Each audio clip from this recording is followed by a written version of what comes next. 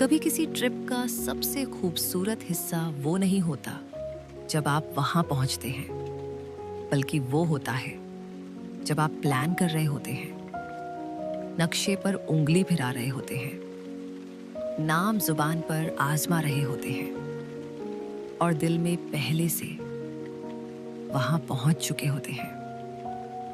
नमस्ते, मीठे पल में आपका स्वागत है। आज की थकान को यहीं रहने दीजिए, बस कुछ देर के लिए, सिर्फ आप और ये कहानी। आंखें बंद कीजिए, एक गहरी सांस लीजिए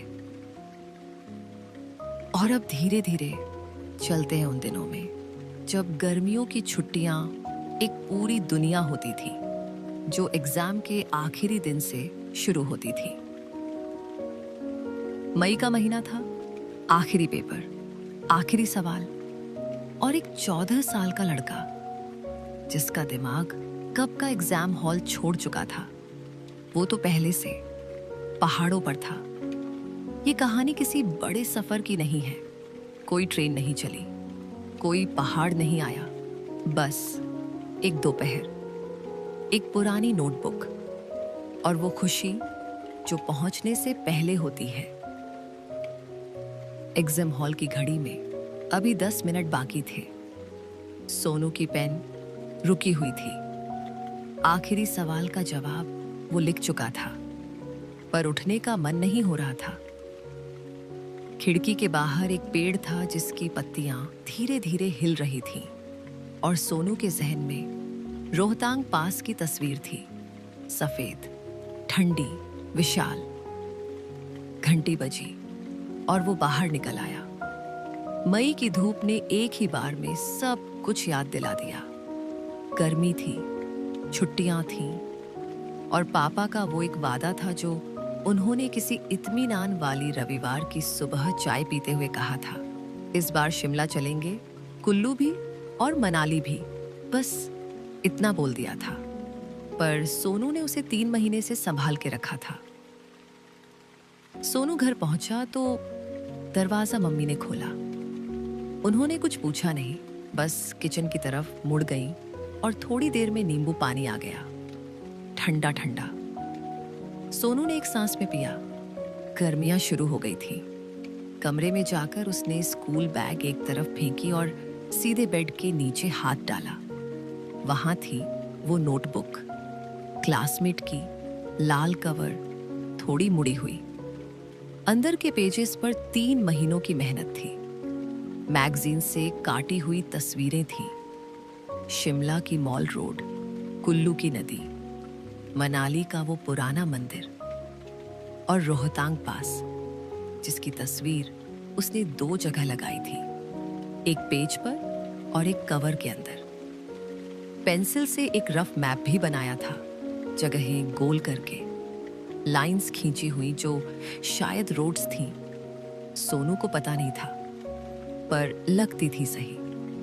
तभी दरवाजे पर एक आहट हुई और उसकी छोटी बहन रिया अंदर आ गई। 10 साल की थी वो, बड़ी बड़ी आंखें जो हमेशा क्यूरियस रहती थी, और एक ऐसी आदत थी उसकी कि जब भी सोनू नोटबुक निकालता था तो वो कहीं से आ जाती थी।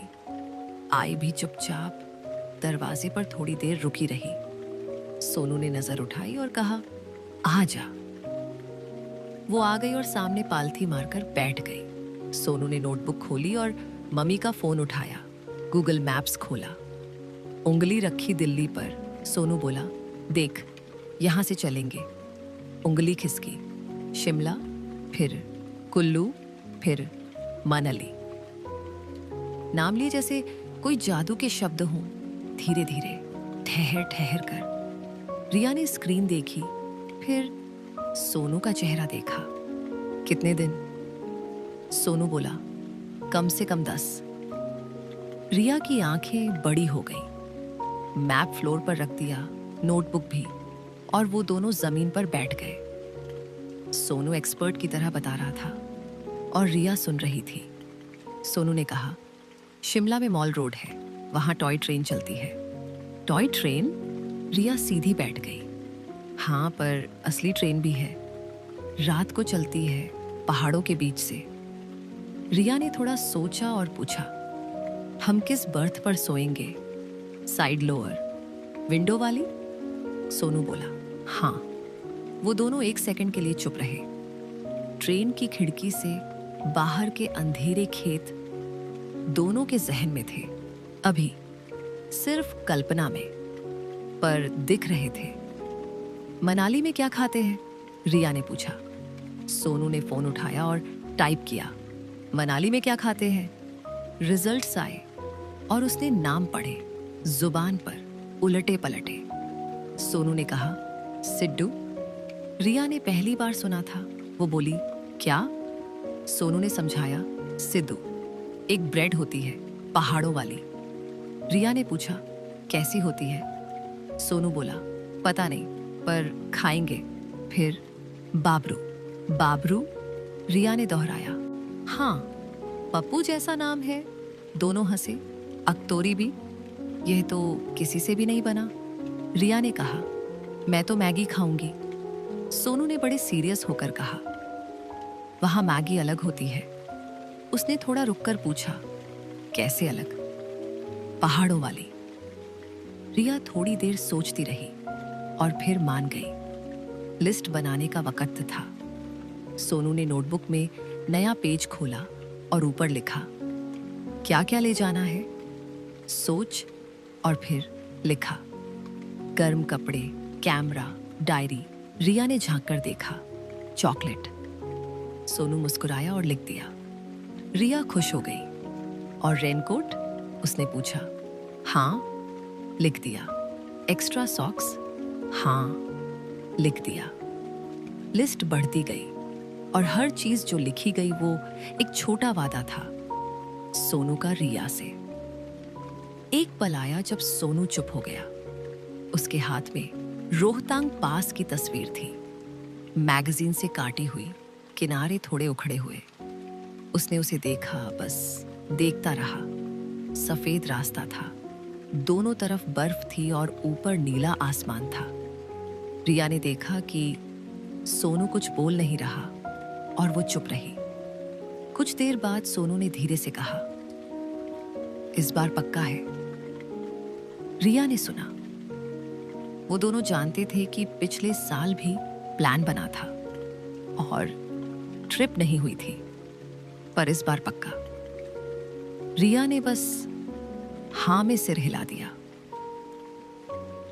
किचन से प्रेशर कुकर की 2 सीटियां आईं और साथ में दाल की खुशबू आई, हल्की और गर्म। मम्मी की आवाज आई, सोनू, रिया, हाथ धो लो, खाना लग रहा है। सोनू उठा और नोटबुक फ्लोर पर रह गई, खुली हुई।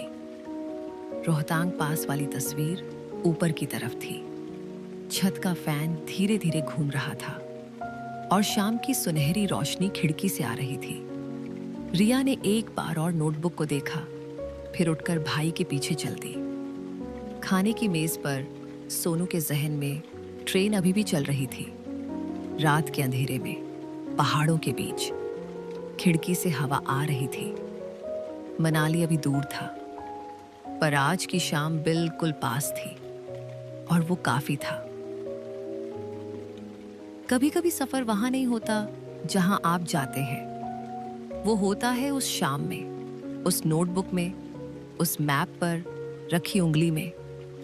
पहुंचने से पहले की वो खामोशी शायद सबसे साफ होती है, सबसे हल्की, सबसे अपनी। आज अगर कोई पुराना प्लान याद आए तो एक बार उसे महसूस कीजिए। वो खरोशी गई नहीं है, बस उस नोटबुक के किसी पेज में रखी है। मीठे पल से आपको शुभ रात्रि। अगली कहानी जल्द आएगी।